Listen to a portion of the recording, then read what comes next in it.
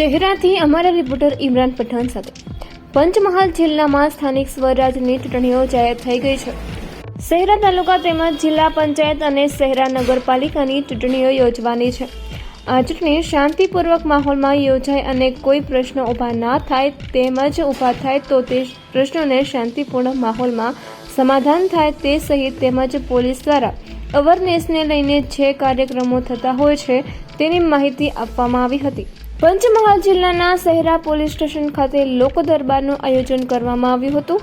આ પ્રસંગે જિલ્લા પોલીસ વડા હરેશ દુધાત, નાયબ જિલ્લા પોલીસ વડા બૃંદાબેન જાડેજા ખાસ ઉપસ્થિત રહ્યા હતા।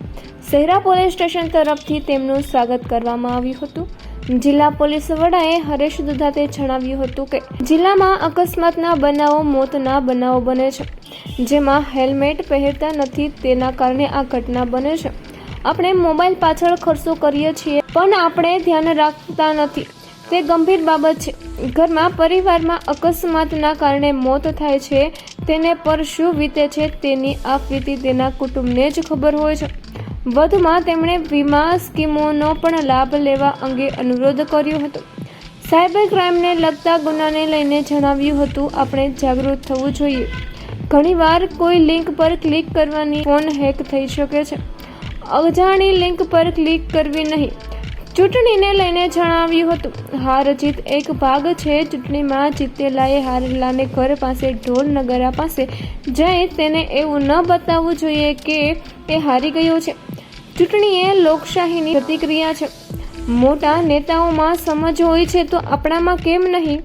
ડાયલ 112 ને લઈ જણાવ્યું હતું કે તેનો સારા નાગરિક તરીકે ઉપયોગ કરવો જોઈએ, કોઈએ ખોટા ફોન ન કરવા જોઈએ।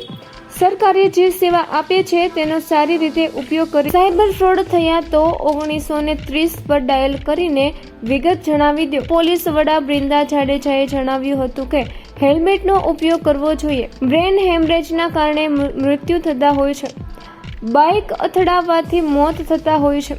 ઘરેથી નીકળેલાએ તો હેલ્મેટ પહેરવો જોઈએ, હાઈવે પર ખાસ પહેરવો જોઈએ। મોટા વાહનોની મૂવમેન્ટ રહેતી હોય છે, તેમણે હેલ્મેટ પહેરવા જોઈએ। પહેલા અલગ અલગ નંબરો હતા, હવે 112 નંબર યાદ રાખો અને ત્યાં ઇમરજન્સી સર્વિસ મળી જશે। સાયબર ક્રાઇમને લઈને જણાવ્યું કે એપીકે એપ આવે તો તે ડાઉનલોડ ન કરવા જણાવ્યું હતું। વધુમાં સુરક્ષા ફીચરોની ઉપયોગ કરવો જોઈએ। શહેરા પોલીસ મથકના પીઆઈ હસમુખ સિસારાએ જણાવ્યું હતું કે સેવા, સુરક્ષા, સલામતીની જવાબદારી અમારી છે। સુરક્ષાના ભાગરૂપે અમે કામ કરીએ છીએ। નાની વાતોનો અર્થ એ જીવન સુરક્ષા માટે અમૂલ્ય છે। ડીજેને લઈને જણાવ્યું હતું, ડીજેને લઈને પણ જાગૃત થવાની જરૂર છે। વધુમાં સેવા, સુરક્ષા, સલામતીના અભિયાનના ભાગરૂપે હાજર રહેલા તમામ નાગરિકોને પણ આભાર માન્યો હતો। લોક દરબારમાં શહેરા પોલીસ મથકના પીઆઈ હસમુખભાઈ સિસેરા તેમજ પોલીસ સ્ટાફ, શહેરનગરમાંથી અગ્રણીઓ, નાગરિકો તેમજ યુવાનો, સિનિયર સિટીઝન હાજર। ગ્રામીણ વિસ્તારમાં સરપંચો અને અગ્રણીઓ પણ રહ્યા હતા। આગામી સ્થાનિક સ્વરાજ્યની જે ચૂંટણીઓ યોજાનાર છે એના અનુસંધાનમાં નગરજનો સાથે પોલીસ અધિક્ષક સાહેબ શ્રી હરેશ દુધાત સાહેબ દ્વારા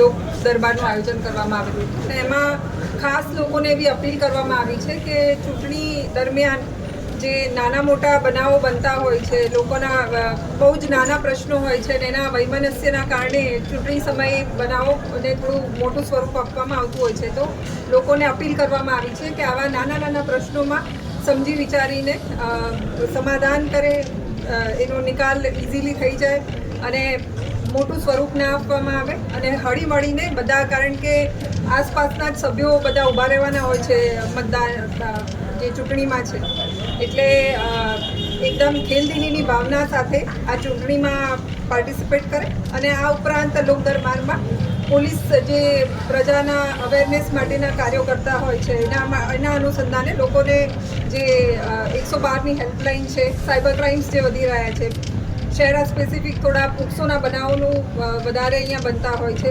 અને આ તમામ વિષયોને આવરીને તથા જે ટ્રાફિકમાં એક્સિડન્ટમાં અને એમાં પણ ફેટલ જે રોડ એક્સિડન્ટમાં મૃત્યુનો દર વધારે છે. તો એ બાબતે શું કાળજી લઈ શકાય, હેલ્મેટનો ઉપયોગ, આ તમામ વિષયોને આવરીને એક લોકસંવાદનું આયોજન કરવામાં આવ્યું. ડીજે વિશે શું પૂછ્યું? ડીજે માટે ખાસ એવું કહેવામાં આવ્યું કે સુપ્રીમ કોર્ટની સ્ટ્રિક્ટ ગાઈડલાઇન્સ છે અને ડીજેમાં જે પ્રિસ્ક્રાઇબ વોલ્યુમ લેવલ છે 80-85 ડેસિબલ, એના કરતાં 10 ગણા વોલ્યુમ પર ઘણીવાર ડીજે વાગતા હોય છે. એના કારણે વિદ્યાર્થીઓને, પેશન્ટ્સને બધાને જે ઇશ્યુઝ થતા હોય છે, એટલે એમાં લોકોને અપીલ કરવામાં આવી કે આપણા જે પરંપરાગત ઢોલની સિસ્ટમ છે એ બધાનો ઉપયોગ કરવામાં આવે અને અનનેસેસરી જે આપણે ડીજેની પાછળ વધતો જતો ઉપયોગ છે એને અવોઇડ કરીને આપણે ટ્રેડિશનલ માધ્યમો તરફ વળીએ. ફરી મળીશું એક નવા સમાચાર સાથે. ત્યાં સુધી જોતા રહો લોકસામના ન્યૂઝ.